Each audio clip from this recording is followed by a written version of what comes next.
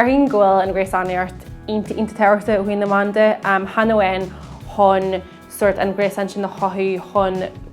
tógra a dhéanú ná hon písa a olsú ná chréalú a fásta hon an písa sin a chur a másc an ngréasáin níos leithne tamhain sin an pobl. So le mo chuid ibre héin mar hampla in Meon Eile, bíonn gréasáin ó hiú an forantógin in san ifig agus ó hiú cinneal an cuabrú a hardíonn san sin hon cinneal charter scéaltaí agus hon charter físaí tá muid go deanú. Basta an gréasáin na tamhain sin go mé muidir ag brathrú hon na scéaltaí a amsú. Bíonn cuid cadre bhagin leis an phobal agus leis an phobal géala go háirithe agus muidir géirí cinneal charter scéaltaí agus charter rud tairbhe agus a mé go mhaith ar síos ó gnne. So nuair tá sé gibbar scéal Meon Eile bunan se leis an gréasáin sin in san ifig a fásta an gréasáin sin las muid in ifig. Sílam gur sample mai hé Meon Eile cinna scóid cinlín ag brathan urid sin ar an gréasáin sin atá agin agus ar na teaglaithe agus an cadreh sin atá cothaithe agin le daoine ar nó scoiltathe ná fearne pelle ná grúpaí pobl na cubbí rud atá an brathmuid go dúir ar an Gréasánaíochta sin ach go cinse go forlaithe in sa main tá Gréasánaíochta mar chuid agus mar glú chuid den na main mar gan an gréasáin sin den phobal nó den oireann ggóiltí go burlafa haideach le a thairbhe anú so dearthainn go sé fitin a an chuid den na main in riire. Tá an tOireachtas a bunch na main agus go háirithe nar bhaineann se len leithead sa Meon Eile nó radioáilte mar tá muid níos suirt lárna in san phobal héin agus sílam ghfuil roller leithugin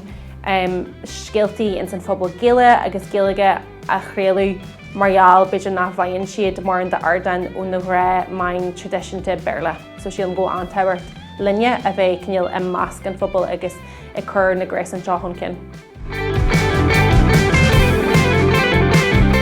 Dearhín go mé muidir plé le a an sort gréasáin agus sin an rud is fearlamsa in riir fi bheith go burns na main go míimiigh plé leis an urid sin daoine agus go míim ar bhla ag brathar an urid sin daoine. Gan daoine a bheith tiltena Agallamh anú lom ná písa anú lom na mé fáilte chur róma se an teas acu nó an club palace acu. Ní bheith post agam mar nach méan an ón na scéalta seo a chur amach sin. So béimiid bra go mór ar gréasáin ach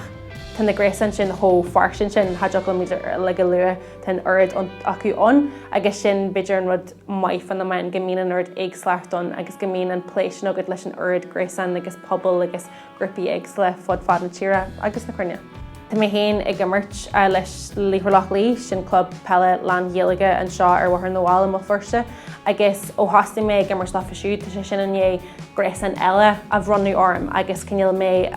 chuirsteachan in pobl tá ionta bríomhar agus beáhar an seo mo firste agus maithím héin mar bháil den gréasáin sin agus an phobal sin inis. Sílam an tairbhe go bhain túas gréasáin na go gaithíonn tú na cadreh seo le daoine. Is brelam a bheith muoinn sin món caint le daoine ag tógáil cadreh i bualadh le daoine agus sin an fá go mé agus go mnam sult as ma híal ibre ins na main a fásta go na gréasáin sin agam tíomhmid an ibre. Tíon go gcurann si go mór le a híal mas fuirte go bhfuil gréasáin hartart mar heag leis an saolbhéonnta ugne a le gréasáin níl sé thó ugne sin.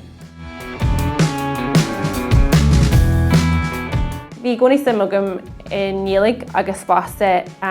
cinneal in cruthíocht agus bailarbí go dtugam a bheith cruthaí so bhí me gcónaí cinneal a gastreacht agus bhí me gcónaí sin ceáil agus ag scríú agus a canú sachnúd mar sin. Agus cinneal nuair a hasama smintí ar chlíbathe mahan seo heag mé gorósam agam in sna coideanna seo ar fad agus gur bhrealam a bheith ibris na main. Agus mé fásta níos drastal ar héalscoil agus ar héal thoiste agus bhí géalaigh ag móámaí sachnúd mar sin, so bhín géalaigh an héalaigh ionta tairbhe tú agus nar tháinig mé ar an chuirsa géalaigh agus iriseoireachta in oscail Tharrtháil Clia bhí agam gur sin an chuirsa dúsa. Is Jim na scill ar fad sin a an leis i mo chuid ibre i gabbarns na main agus an iriseoireacht trí bhan na géalaige. Agus sílam gur hatan sílam a gcónaí nach méon a déanú rud amháin go deá ag mé a déanú míle rud agus sin mar bhí mé gcónaí rithart a déanú míle rud agus páirt sin míle rud agus níl maine sin na stoppaí. Tá mé ar fud na háte i gabbarns na main géalaige a sin an rud faoi tanúir deis na muon sin agus tan urid cinneal rudaí go deochalamsa bheith déanú le mothid ama. Beidir gur hartú mar scéala an níos medicí a buna manúirt soltas. So dearthainn gur cinnte na consací is mó na chusaí airgid mar chuidhór an go munan an ibre seo le nach mín peán agus beidir go mín peán nach ní mór So is cinnte go bhfuil consaíon mas rudaí go bhfuil cursaí pe agus cursaí airgid